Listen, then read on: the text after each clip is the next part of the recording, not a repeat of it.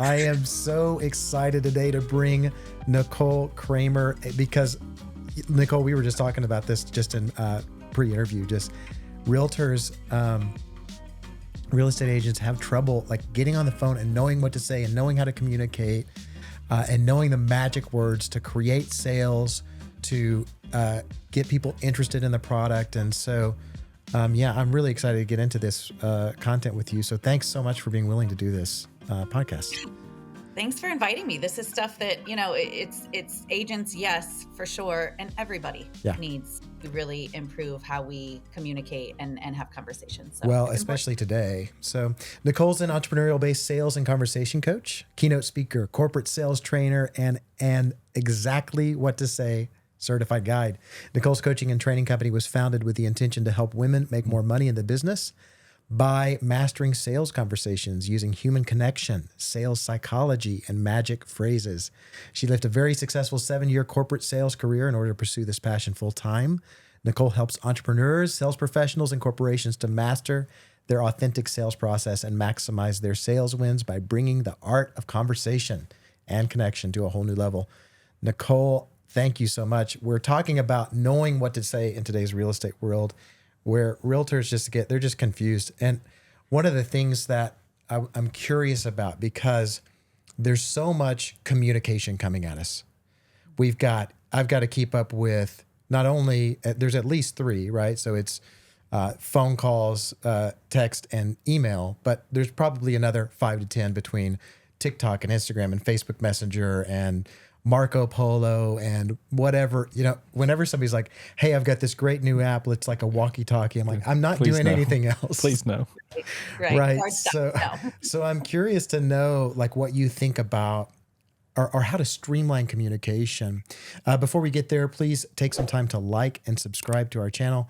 We love to hear your feedback. And so, all right. So Nicole, back to that question.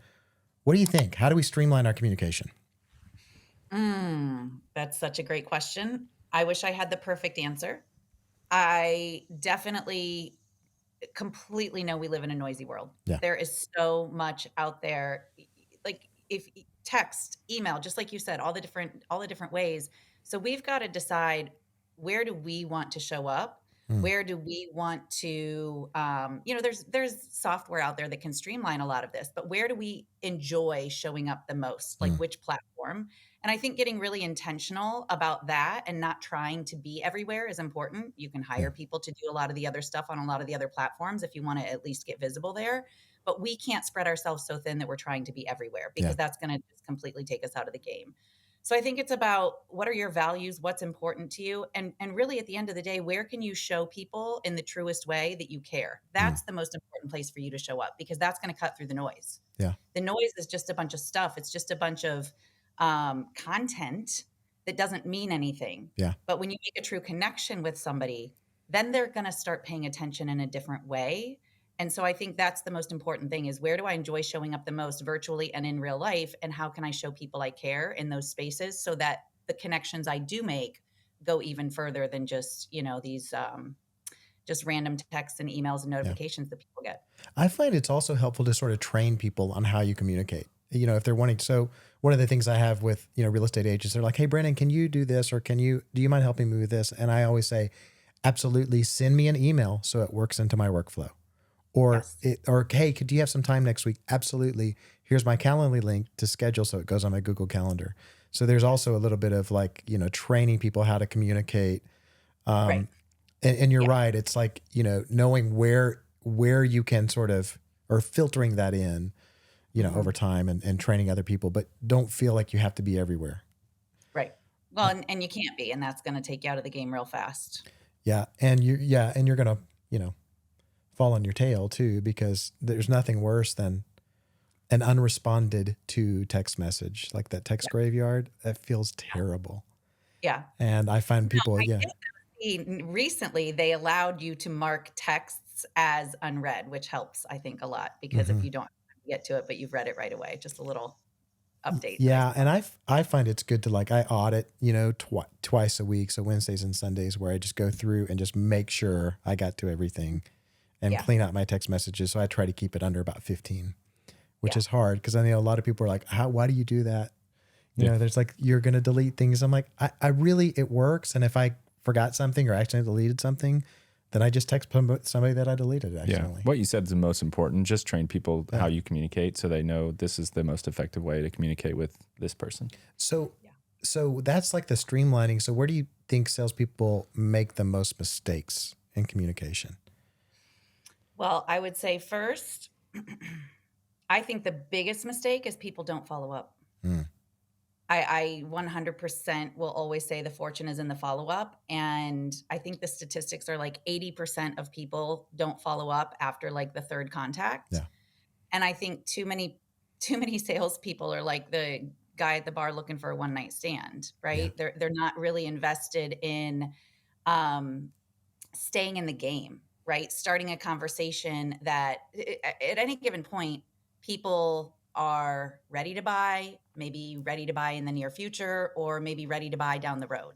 And so we don't know, and we can't control that. What we can control is staying in the game, and following up is a big, big piece of that. So I would say that's a huge mistake that people. I feel like that needs to be shouted from the rooftops. Yeah, and we actually just had a class right before this, one of our Agent Bridge classes, and somebody asked, like, I sent an email after an open house and they didn't respond to me. Should I stop? No, you shouldn't stop. Until they tell you to quit contacting me, don't stop. Because they will reach back out to you when they need something. I promise you. Well, I think knowing too, and you have this experience, I mean, sometimes that follow-up there, it's not reciprocated. So somebody's not responding to you. And so knowing it's like, that doesn't mean no. It means, Correct. It means my kid might have just thrown up in the back seat and I got distracted and there's a million things going on in my life and I'm already late to a meeting that I'm going to, you know, like who knows? I mean, people are busy and we have a lot going on. So I think the worst thing you could do is assume that the no response means they're not interested. That's our job. We're like the snooze button on the alarm clock. Not now. Okay. I'll come back in 15 minutes. Not now. Okay. I'll come back and, like that's our job. That's what you are as a salesperson. So how do you stay in the game? How do you provide value each time you approach that conversation? How do you make the conversation matter so that you aren't just a snooze button that's, hey, I'm here. Hey, I'm here.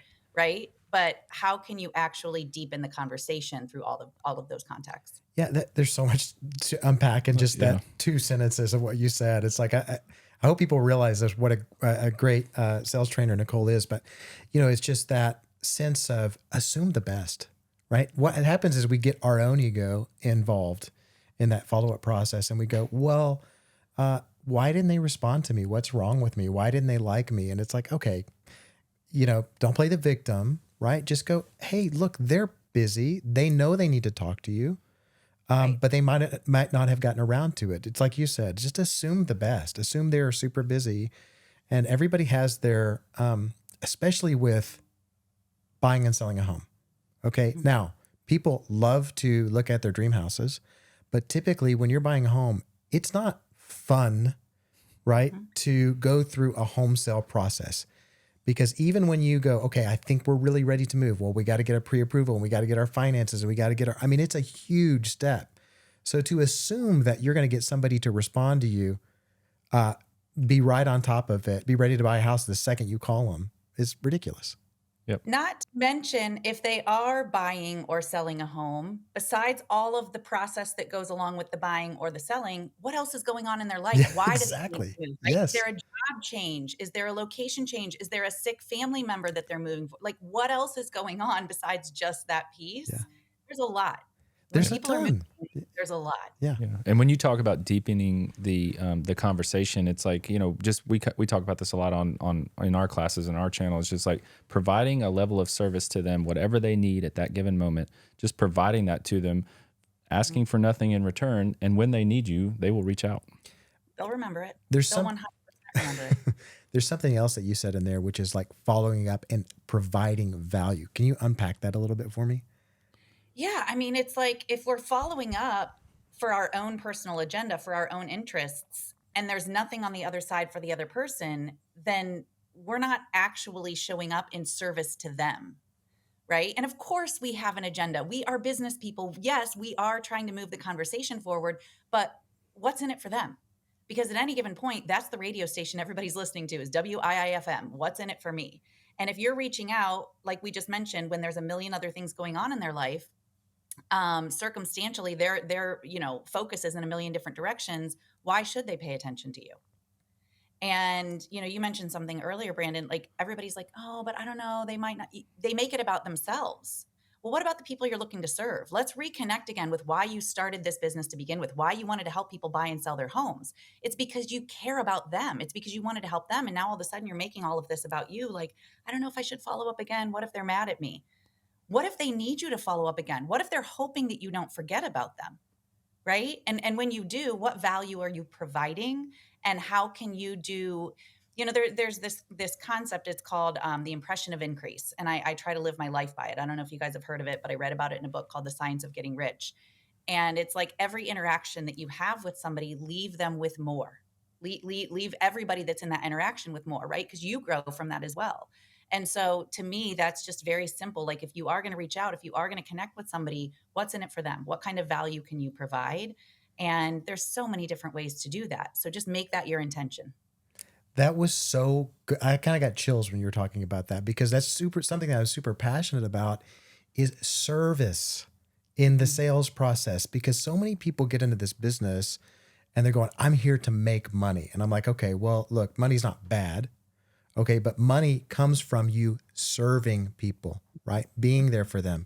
And you said something like, what if they need you to follow up with them? That was so good. Okay, Yeah. let me take a quick break, and I just want to show, we're wearing our Agent Bridge t-shirts. If you can't see them, here you go. All right, so these are available to you guys, not for money, but we want you to join our community, to join our what did we talk about? So we're going to say what we want you to do to get one of these t-shirts. Yeah, we'd like you to subscribe to us on YouTube. Yep. We'd like to leave a review if you've engaged with our content and you enjoy it. Leave us a review on Google My Business. If you Google Agent Bridge, it's the first thing to pop up. And then like us on Facebook or Instagram, but we would appreciate it. Yes, take a picture or a snapshot of that. Send it to hello@theagentbridge.com, and we'll put that in the show notes too. We will. And then we'll send you a t-shirt. Make sure you include your address. Okay, so let's talk about magic words. And where do you find like what's the most effective strategy, or let's talk conceptually, because I think there's probably an underlying, for lack of a better word, theology around good scripting, right, and closing skills. So where do you find that? What's kind of the foundation of developing good scripting? Well, the worst time to think about what you're going to say is the moment you're saying it. Yes. So true. So we definitely want to make sure that you're not just blurting out some phrases and some words that you just read in a book 2 seconds ago. It's just like what actors do when they first get a script. They sit at a table, they read it together, and then they practice it over months and months before they deliver it. And when they deliver it, it's so truthful, it's so real. We feel it so deeply that we cry, we laugh, we have reactions, we have emotional reactions. But that actor didn't just read that line when they delivered it.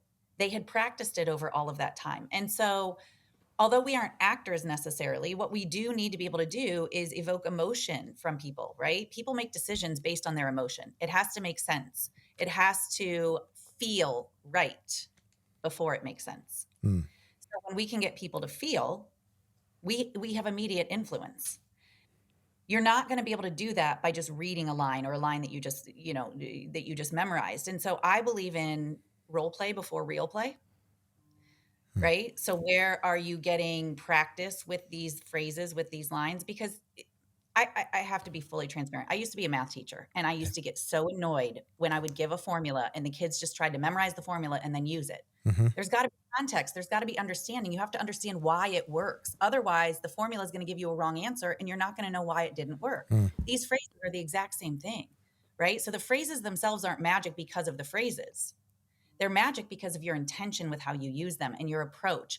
Are you practicing with them with people before you practice with them in real life with the people that you're looking to influence and make an impact with?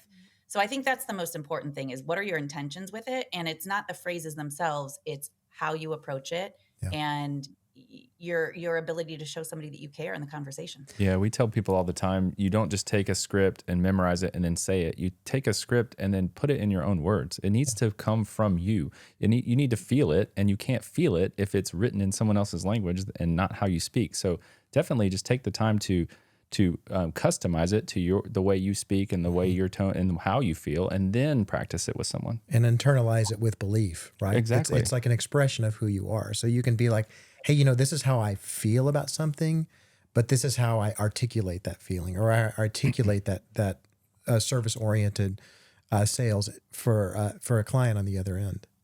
Right. Well, and it's like, it's fine to have something that's not yours and practice with it and then make it yours the same way that we all did with the electric slide. When we first learned it, it was like this, choreography that we stuck to, and we did all the twists and turns. And then the next thing you know, you're doing turns where there weren't turns. You're flailing your arms where you weren't flailing before, but it all fits into your flair for dance.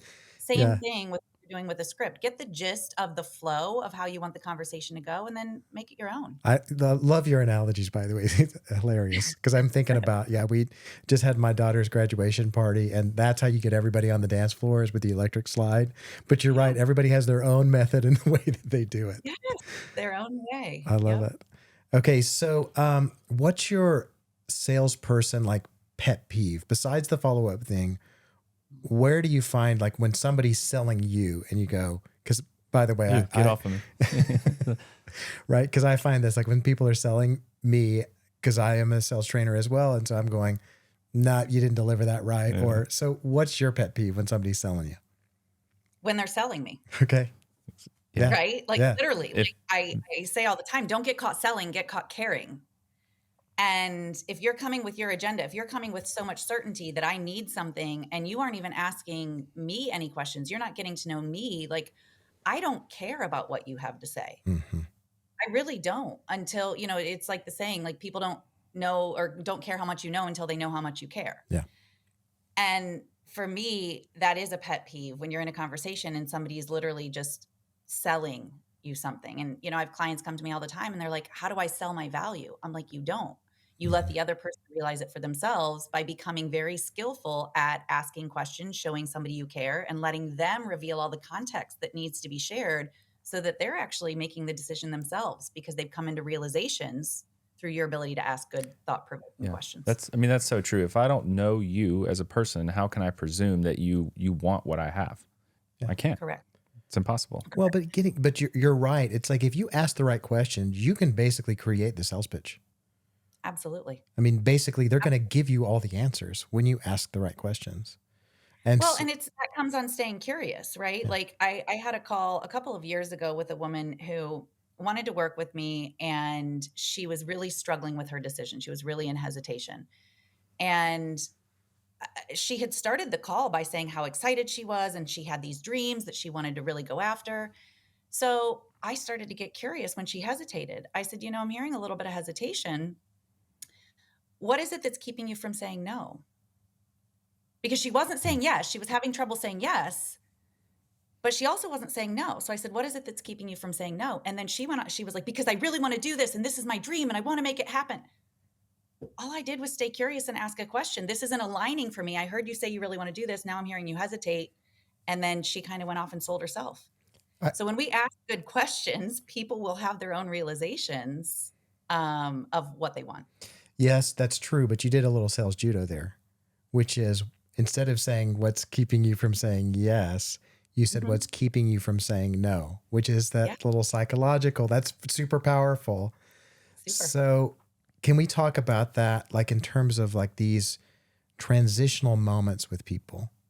Because, one of the things that I think people don't want to be, salespeople don't want to be manipulative. And so here's the question. Is it possible to change someone's mind about making a big purchase by using the right language? 100%. Okay. Unpack that for me. Well, you're not going to do it with one phrase and in one moment. Right. These are conversations. This is a relationship, just in the same way that, with anything, if you're like, oh, you shouldn't feel that way. That's crazy. That's ridiculous. You're an idiot. You shouldn't believe that. Yada, yada, yada. Nobody goes, oh, you're right. I am an idiot. I shouldn't believe that way. I'm going to start believing the way that you're believing. You know what I mean? So saying to somebody, it's not just all going to happen in one moment. And you mentioned manipulation. I like to bring this up. This is not a popular opinion necessarily, but I don't think manipulation is bad, because to me, manipulation and influence are really the same thing. It's just the difference is integrity, Mm-hmm. right?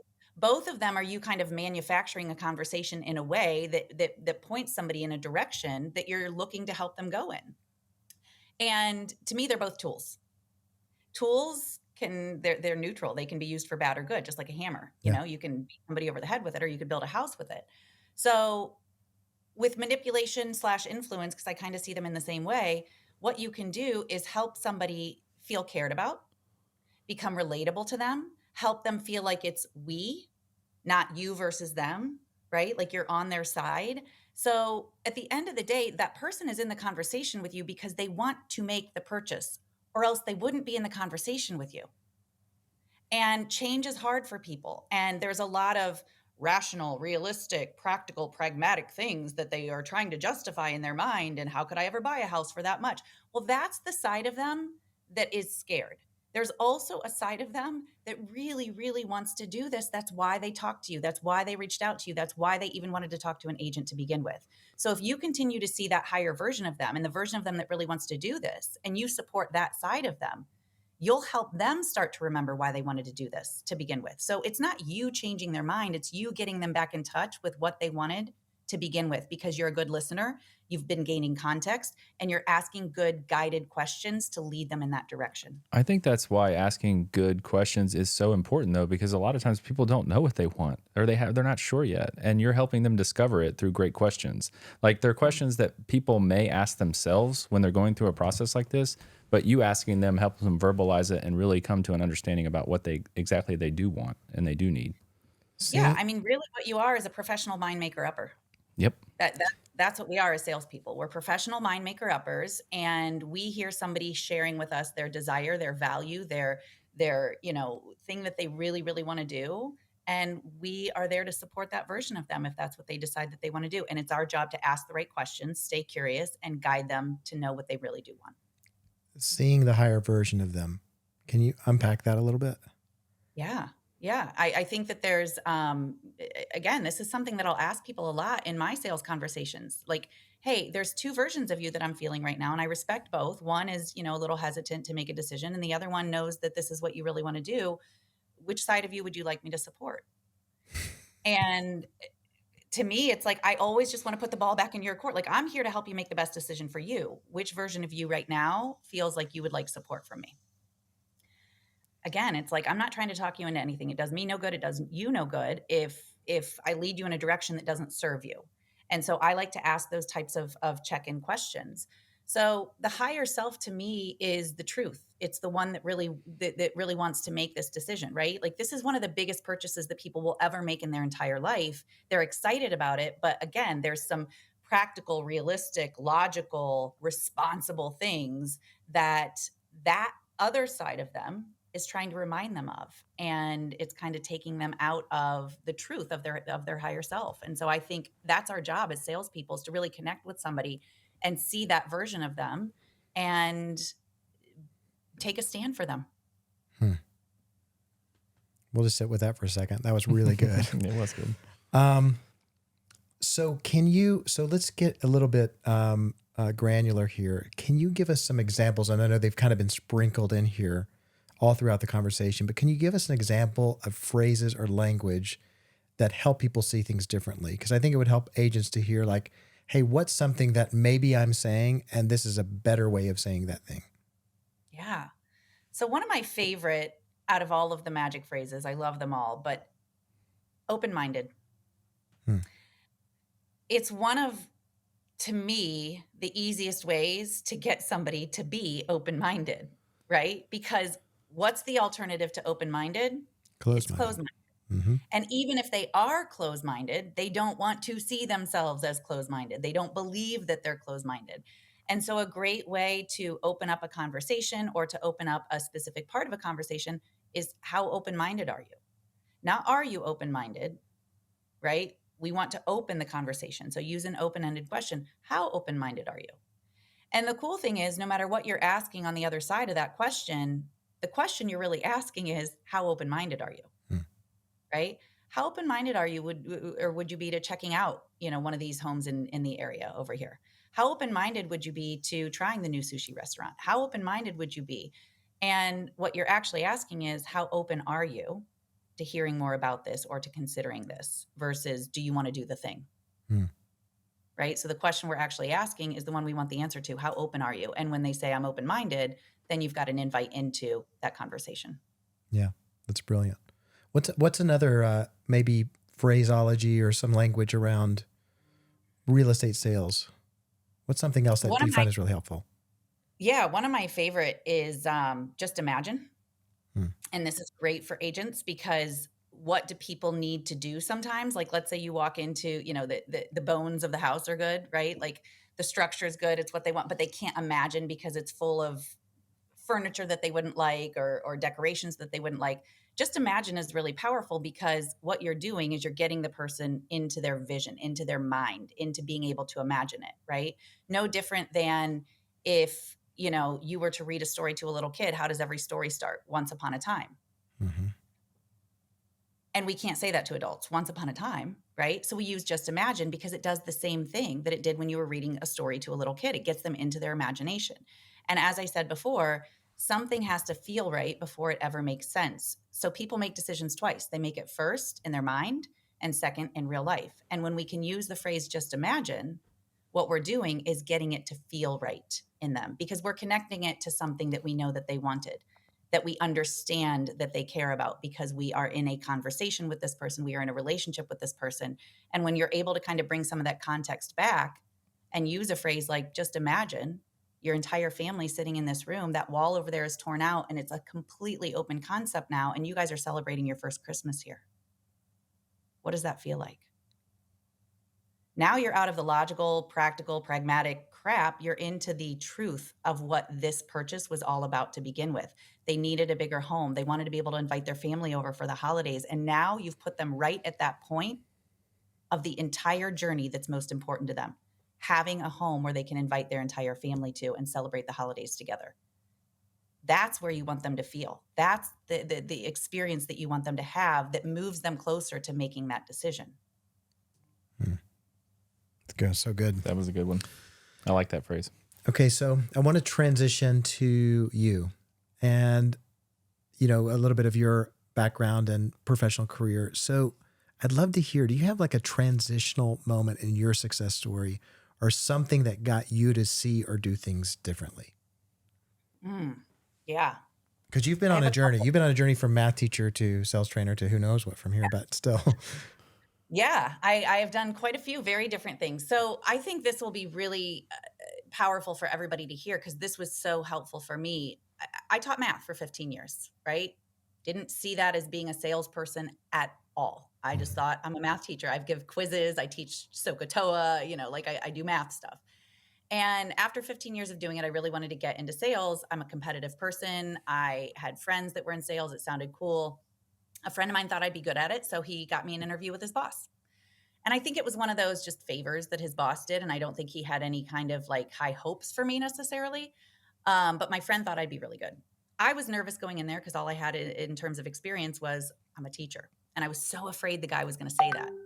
And at the end of my interview, he said, listen, I got to be honest, you really knocked it out of the park. I'm impressed. And I'm going to have a hard time hiring you over the 89 internal people who want this position because your resume just says teacher. It was like in that moment, oh, he hit me where it hurt. Like that was the one thing I was afraid he was going to say. And what came through was so important years later for me. He said, you're just a teacher. I said, yeah, you're right. But I sold math to high school teenagers for 15 years and that wasn't an easy sell. And he goes, oh, you're good. Good. He said, you know what? Will you go on a ride along with one of my guys? I said, yeah. He said, will you write a 30, 60, 90-day business plan? I said, of course. And I walked out of that interview. I stayed in the game. I talked myself back into it in that moment, right? With what I said, I called my friend. I was like, what's a 30, 60, 90-day business plan? Like, I don't know anything that I just agreed with, but I'm on to the next step. And although that in that moment got me on to the next step in the interview, what it did for me, even now, is it reminded me sales is relational. It's never transactional and it never has been. What I was doing in those 15 years as a high school math teacher in that classroom, I was selling math. Nobody wanted to buy that math, right? But what did I do? I developed a relationship with those students knowing that they needed to get somewhere, right? They wanted a diploma. That was how they got it. I needed to show up and make my paycheck because that's what I signed up to do as a teacher. And I thought, well, how can we make this fun? If you have to do it and you have to be here and I have to be here, let's make it fun. So they did the math because we built a relationship. And so everything to me in sales, and that's why I teach it this way, it's all relational. And that was a very pivotal moment for me in that interview to say that and then remember it years later. That's what it's all about. And then also to the power of one sentence, how it can change somebody's perspective on you in that one moment. Yeah. Because Correct. like literally it sounded like it was going to, conclude and then you'd go your separate ways until you said one phrase. So it just shows you the power of words sometimes. Yeah, it's amazing. It's a really good point. Yeah. Okay. So, all right. Top 3 books. So we asked this of our guests, top 3 books for real estate agents to increase their sales ability, to better that skill. I am a firm believer in building your wealth consciousness to also improve your ability to sell, because your wealth consciousness has to do with how sales is an inside game, right? I just said sales is relational. The first relationship that's most important is yours with yourself. Sales is a really, really tough, it's a tough industry to be in, no matter what industry, right? Sales is hard. You're going to face a lot of rejection. And so to me, it's always begins with your relationship with yourself first. And that requires a really strong wealth consciousness and an understanding of your worth and your value. So I have a couple. It's going to be hard to distill it down to 3, but one is The Science of Getting Rich. Mm-hmm. Is probably one of my favorite books on wealth consciousness. Wallace Wattles, is that right? What's the guy's name? Wallace Wattles. Yeah. Yep. Wallace Wattles. Short read. A little bit of a, heavy read, but it's so, so good. Without a doubt, Exactly What to Say will always be one of my top books. I am an Exactly What to Say certified guide, and I'm still a student of the work constantly. I love it.